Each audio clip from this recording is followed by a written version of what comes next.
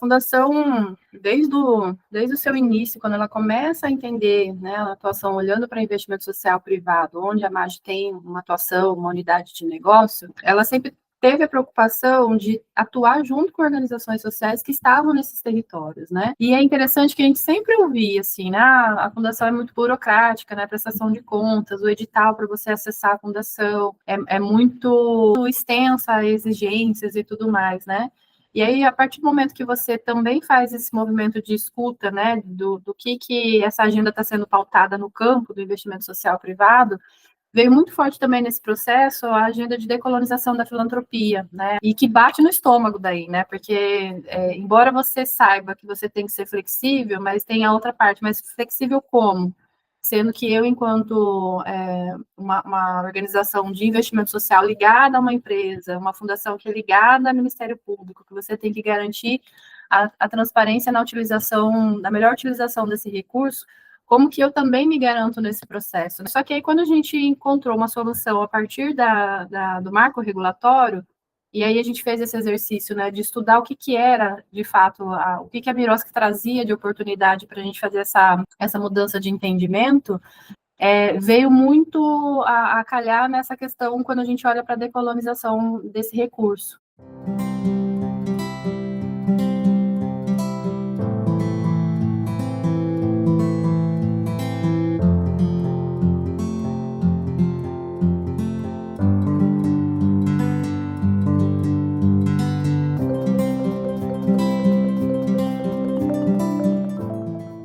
O marco de 2023, enquanto fundação, foi realmente desenhar um edital com uma linguagem acessível, um edital que transmitisse o que a gente, enquanto fundação, tem como premissa de atuação, que é estar na comunidade e fazer ações que sejam condizentes com esse território, com essas pessoas.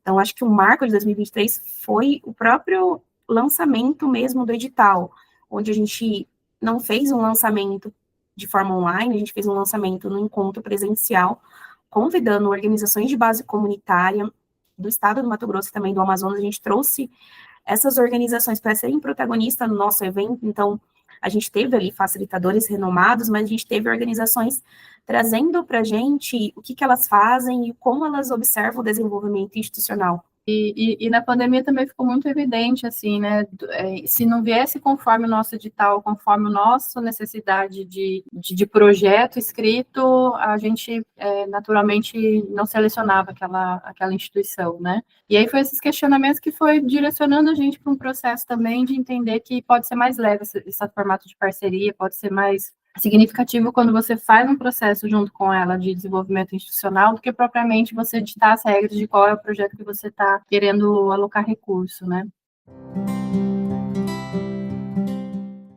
Foi aí que começou essa virada de chave, assim, de entender que, para além do repasse de doação de recursos para projetos em específico, a intenção deveria ser também um fortalecimento e desenvolvimento institucional delas nesse sentido, né? E aí a gente falou assim, tá, como que a gente faz para ajudar elas a se estruturarem para conseguir não só captar recurso da própria empresa, da fundação, né, enquanto a MAGE, mas também dela se posicionar naquela comunidade, naquele território, como uma organização que está olhando para o impacto social, que faz algo benéfico para a comunidade, né?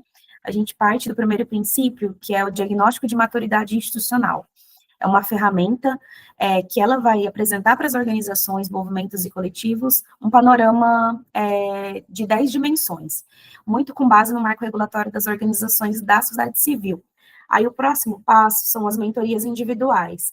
Qual que é a proposta das mentorias individuais? É a gente trazer reflexões com base nesse primeiro resultado da maturidade institucional delas. E com base nisso, a gente faz o desenho do plano de desenvolvimento institucional. Ele é basicamente um plano de ação, onde as organizações vão ter ali as dimensões, as 10 dimensões, o nível que ela vai estar, essas dimensões é o nível inicial, intermediário e avançado, e ali as organizações vão priorizar dentro dessa mentoria individual realizada pela fundação, para que ela escolha ali 3 dimensões que ela gostaria de fortalecer e saia, né, desse momento fragilizado de uma das dimensões, para que ela se aprimore ao longo da jornada. Então, hoje, as organizações que estão com a gente, né, essas 32 iniciativas, movimentos, organizações e coletivos, elas fazem a prestação de contas por meio de planilhas e informações desse relatório, e a gente faz essa validação, mas entendendo que também a escuta, essa relação de confiança, essa correção de rota, tudo isso também precisa ser dialogado ao longo dessa jornada.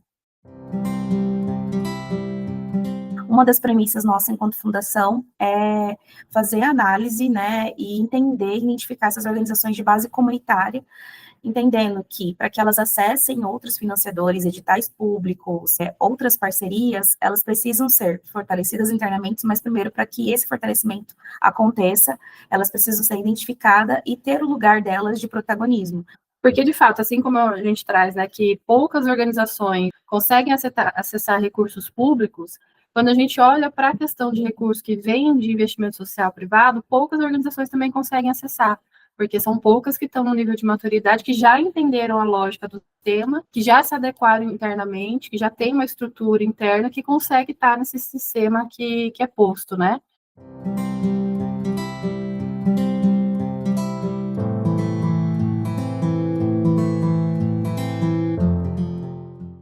Existiu uma confusão, assim, de lei, ninguém sabia se pegava a lei 8.666, se pegava outra lei, uma portaria, porque para a USC não existia uma lei própria para ela utilizar.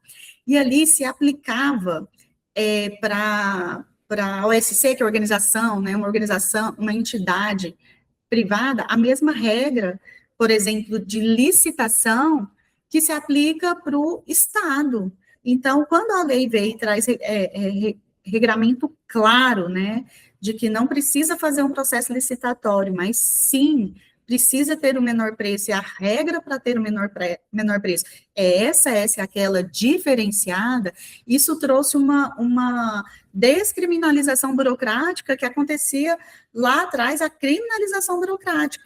O Estado optou por fazer uma regulamentação via decreto de uma forma mais singela, mais abrangente, e em seguida uma regulamentação mais esmiuçada via instrução normativa. Foi quando foi publicada a instrução normativa conjunta CEPLAN, CEFAS e CGE, né, Secretaria de Planejamento de Fazenda e Controladoria Geral do Estado, número 1 de 2016.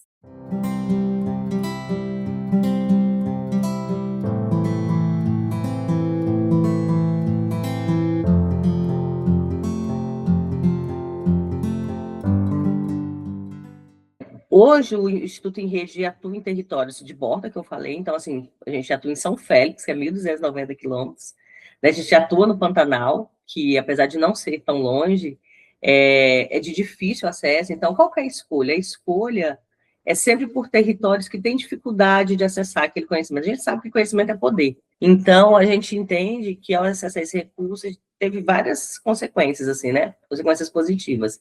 A primeira foi a gente olhar para dentro, e a segunda, a gente vê o que a gente queria fazer e comunicar melhor com quem a gente atendia. Então, a gente atende, sim, no território, com um olhar muito de pesquisa, mas a gente atende outras OSCs que nos procuram, e muito na perspectiva de rede, que é a proposta dos pontos de cultura. A gente tem pontos de cultura também, e hoje também é pontão e atende outras OSCs. Assim. Tudo isso surgiu a partir desse parar. E aí é muito legal a gente falar como que é importante parar, olhar para si, né? O que você quer continuar fazendo, o que você não quer, como que você se vê, né, daqui 5, 10 anos. E a gente sempre fala que isso foi por causa desse primeiro passo, né, desse primeiro edital, porque aqui não tem, aqui no Estado não tem editais de fortalecimento institucional, a FAUM é a única.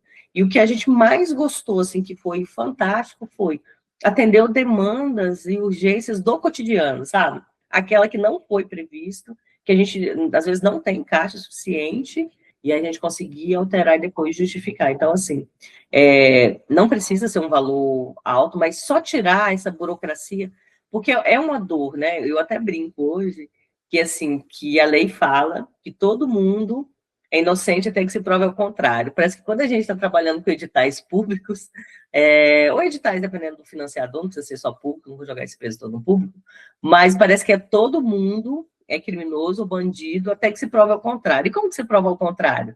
Com essas burocracias, essas rigidez. Quanto menos você altera, né, a planilha orçamentária ali do seu projeto, parece que mais honesto você é. E não necessariamente, a gente sabe que está no território que não é assim. hoje a associação ela se localiza na comunidade Corpo de Cristo, é um interior do município de Itacoatiara, no Amazonas. A nossa instituição ela tem como objetivo desenvolver a nossa comunidade, né, desenvolver a região na área do agro. Além do agro, também alguns sócios, eles são pescadores e outros são extrativistas, né? Então, nosso contexto da nossa comunidade, ele é um pouco vasto, né? Nessa parceria com a FAO, nós fizemos primeiro o projeto, né? E aí a gente inseriu na plataforma, fomos selecionados, e a partir daí houve várias situações na associação mesmo, né? Que alguns sócios não acreditavam, né? Sempre a gente comenta isso, né? Hoje a gente olha o resultado que deu, aquele trabalho lá no início, mas foi assim, né?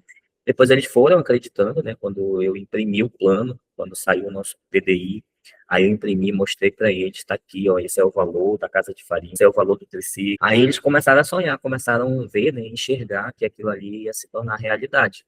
Quando nós tínhamos criado ali o nosso plano, que chegou à nossa matriz de referência, a gente teve que fazer uma interpretação, porque não sabíamos antes para onde iríamos, né? A partir daquele momento, a partir da matriz de referência que a gente fez, aí nós podemos se situar, né, nesse momento. Tivemos uma atividade que foi a primeira feira que existiu na comunidade, uma feira comunitária, né? Então, depois das capacitações, hoje a gente vê outro resultado, né, dentro da associação. No final, o que a gente vê como grande resultado, assim, é que a gente conseguiu trazer a perspectiva de ouvir a comunidade, de ouvir o território, de ouvir as queixas e a forma com que as organizações se estruturam para fazer com que os resultados dos impactos aconteçam, né? Então, a gente é mais um agente nesse processo, não o agente detentor de um conhecimento, detentor de um saber que, se a organização não seguir uma regra, um regramento ou um direcionamento, ela não consegue desenvolver seu impacto na ponta, né?